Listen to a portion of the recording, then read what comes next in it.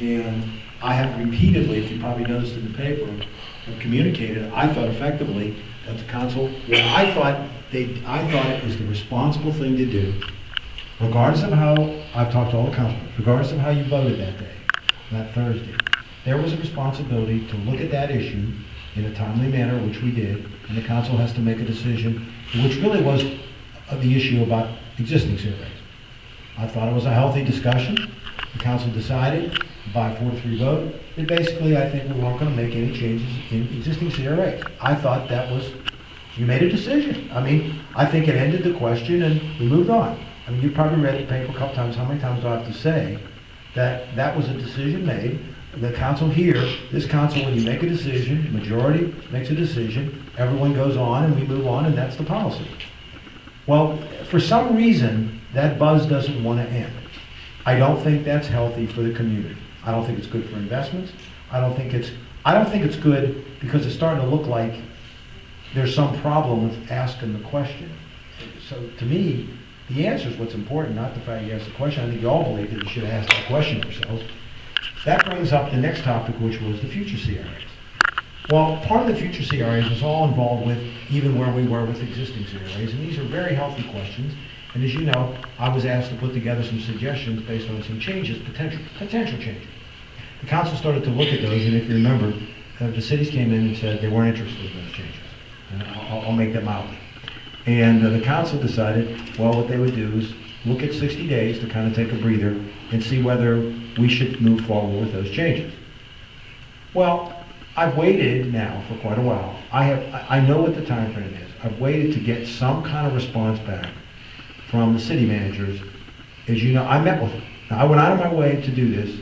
I still have not received any back. What I did get was a draft by a third party that was never sent to me, where basically we're not talking about much change than we had from the 2010 CRA rules. I do believe that, and then what we have gone is now a bunch of seminars that people are planning on CRAs.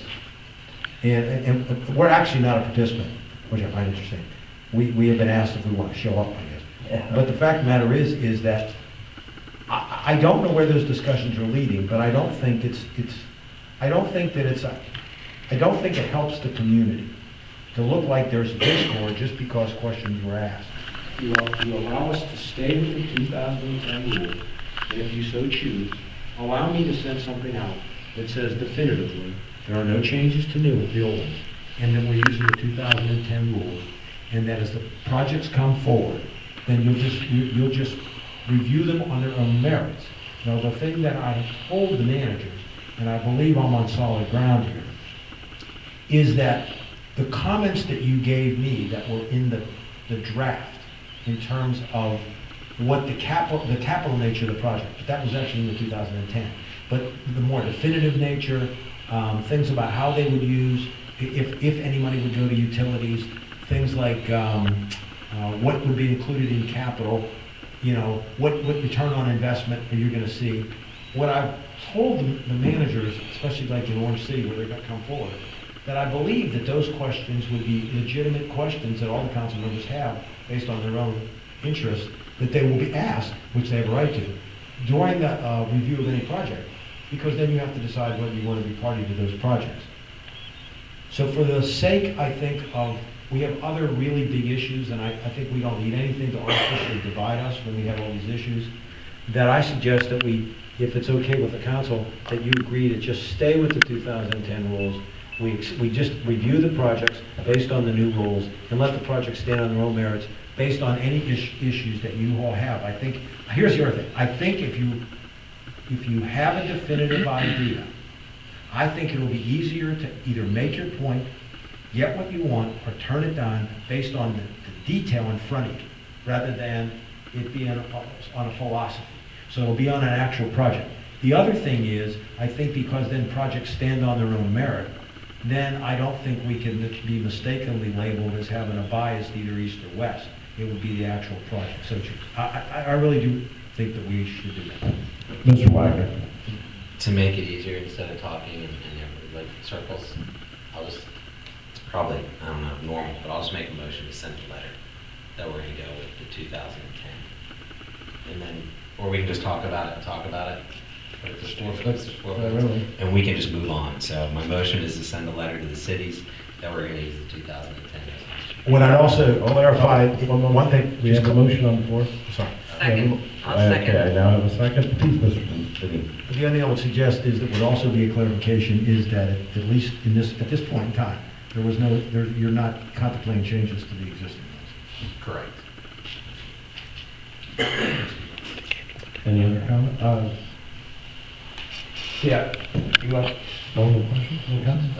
you know, I did like the way we worked for the first 2 months of our administration here. We worked our butts off to create a filter. And then you and I have talked on many occasions, and I really appreciated that filter. And the one thing I liked most of all was that we weren't putting a baseline of value on property. It was going to be this in accordance to real economic development.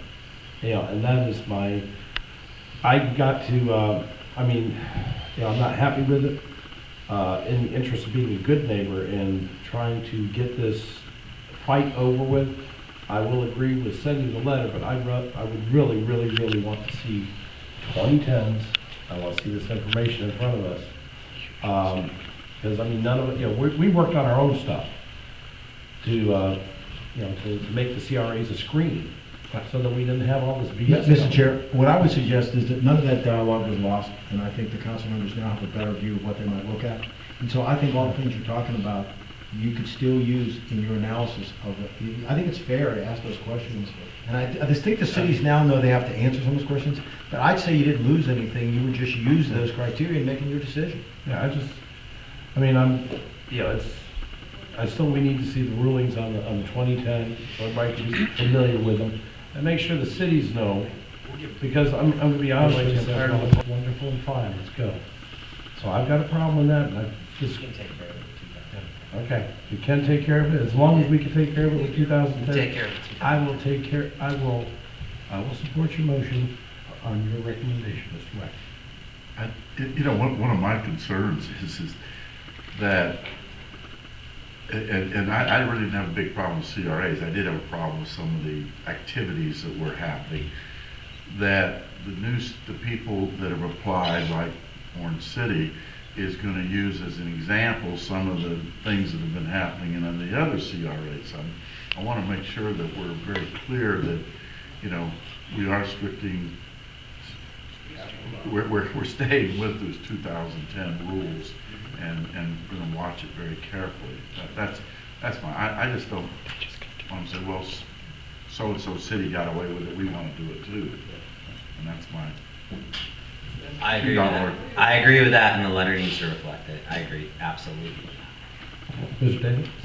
2000. I just wanted to second that you know, back when a lot of those CRAs were done in the past, the economy was rolling along good, and I don't think people were too worried about things. Well, happy days aren't here anymore, and everybody's going to have to tighten up, and this is one of those places. I like your analogy, no more lipstick on a damn pig.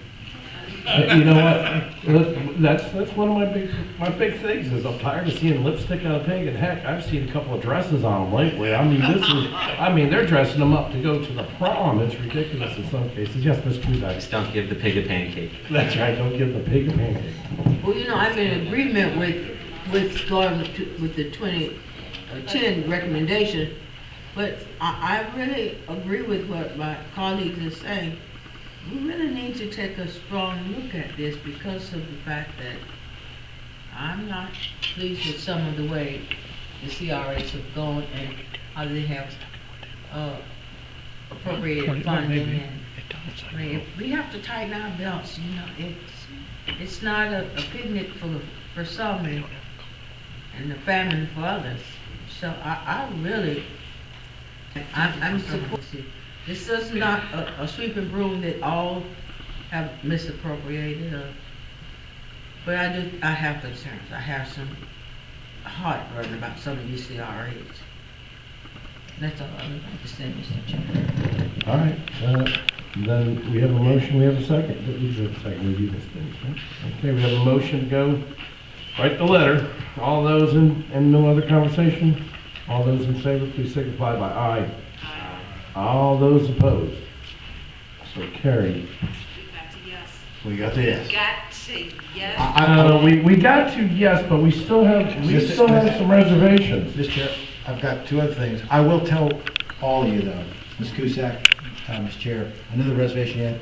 The dialogue was good, people know what you're saying. There's nothing in the 2010 that would stop you from using that criteria and you'll know it when you see it, okay? Okay. And so if you don't like what you see, you have a right and you can suggest all those changes. And so the one thing I do think can happen, I do think they think they're gonna be analyzed more this time than they are.